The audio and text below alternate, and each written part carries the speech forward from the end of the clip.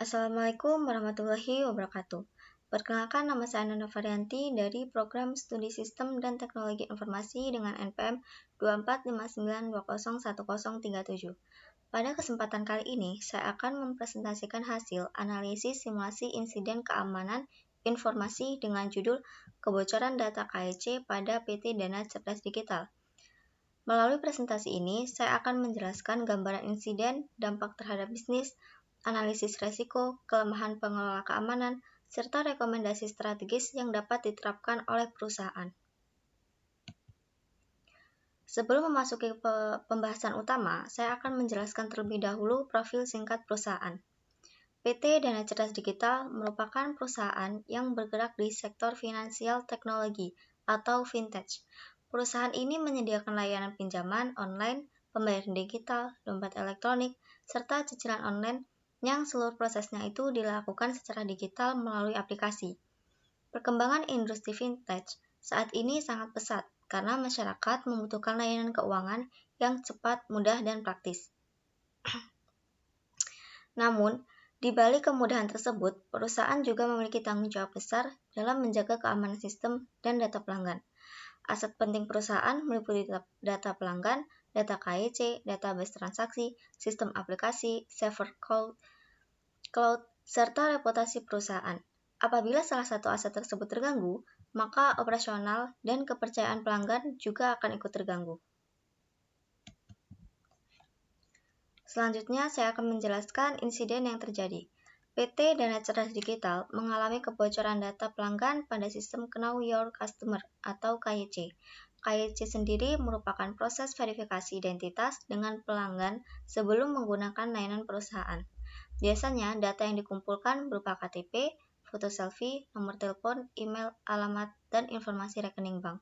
Data tersebut termasuk data sensitif karena berhubungan langsung dengan identitas pribadi pelanggan.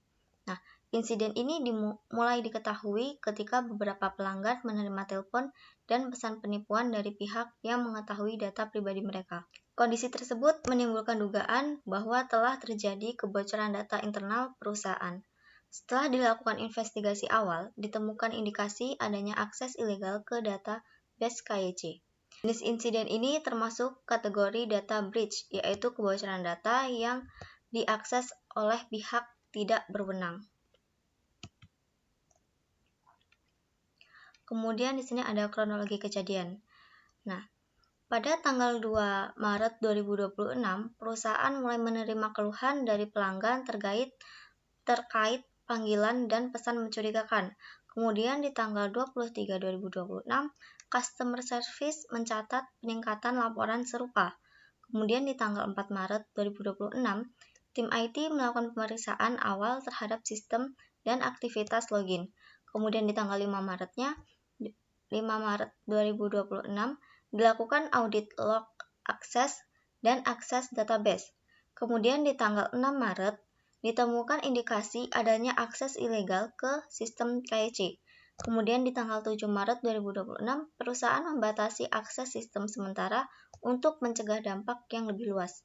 Kemudian di tanggal 10-nya, manajemen mengumumkan bahwa perusahaan sedang melakukan penanganan insiden. Nah, dari kronologi ini dapat dilihat bahwa insiden baru diketahui setelah adanya laporan pelanggan. Hal ini menunjukkan sistem deteksi internal perusahaan masih belum optimal. Kemudian dampaknya ke bisnis. Insiden ini memberikan dampak yang cukup besar terhadap perusahaan. Pertama, dari sisi finansial.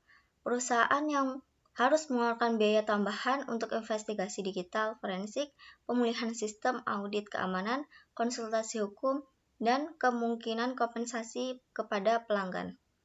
Selain itu, perusahaan juga berpotensi kehilangan pendapatan apabila pelanggan berhenti menggunakan layanan. Kedua, juga ada dari sisi operasional. Sebagian layanan terganggu, sementara karena fokus perusahaan beralih ke penanganan insiden. Kemudian tim operasional juga harus membagi waktu antara operasional harian dan proses pemulihan. Kemudian ada juga dari sisi reputasi, di mana kepercayaan pelanggan menurun karena merasa data pribadinya tidak aman. Dalam industri digital, kepercayaan pelanggan adalah aset yang utama. Kemudian yang keempat ada dari sisi hukum.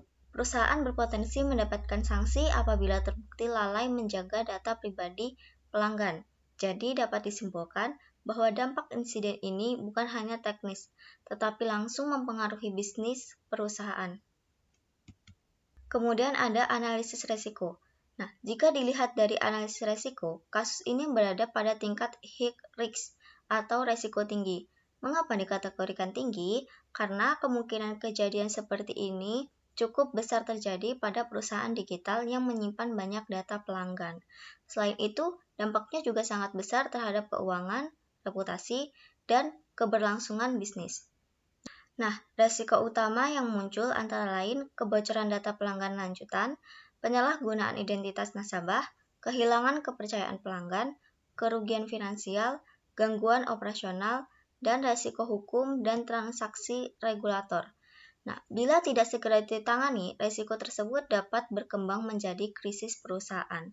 Karena itu, kasus ini harus menjadi prioritas utama bagi manajemen. Kemudian kelemahan pengelola keamanan. Nah, dari hasil analisis terdapat beberapa kelemahan utama. Yang dimana pertama itu ada dari sisi teknologi. Sistem keamanan belum maksimal, seperti belum adanya autentikasi berlapis atau multifaktor authentication. Kemudian monitoring aktivitas sistem juga belum berjalan kuat dan juga real time. Nah, dari kedua itu ada sisi proses. Nah, audit keamanan itu belum dilakukan secara rutin. SOP penanganan insiden juga belum matang sehingga respon perusahaan cenderung lambat. Kemudian ada juga dari sisi manusia, di mana kesadaran pegawai terhadap keamanan informasi masih rendah.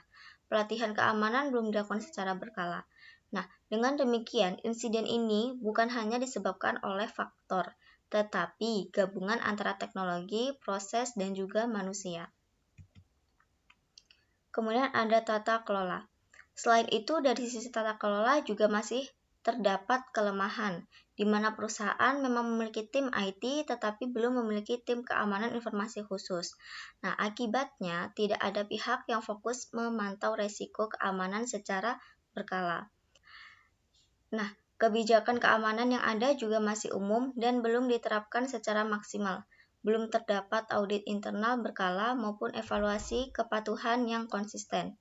Padahal, bagi perusahaan vintage, keamanan informasi seharusnya menjadi bagian penting dari strategi bisnis, bukan hanya urusan teknis.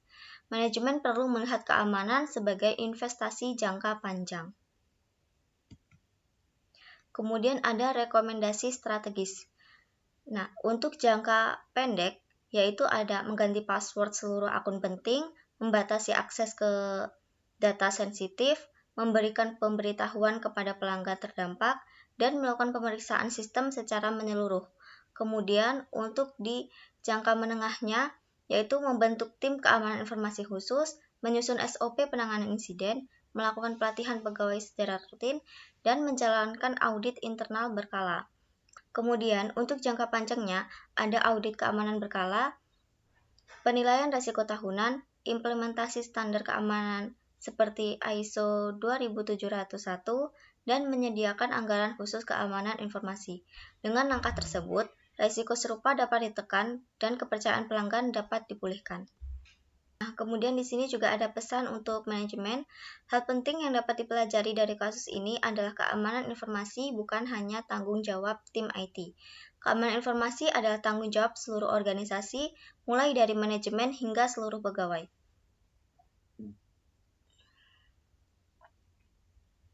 Jika data pelanggan bocor, maka yang hilang bukan hanya data, tetapi juga kepercayaan, reputasi, loyalitas pelanggan, dan pendapat perusahaan. Karena itu, investasi keamanan seharusnya dipandang sebagai perlindungan bisnis, bukan sebagai biaya tambahan. Kemudian kesimpulannya, sebagai penutup dapat disimpulkan bahwa PT Dana Cerdas Digital mengalami kebocoran data KIC yang termasuk insiden serius. Dampaknya besar terhadap keuangan, operasional, reputasi, dan juga hukum.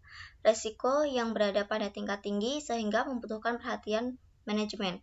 Kemudian kelemahan utama terletak pada teknologi, proses, manusia, dan juga tata kelola.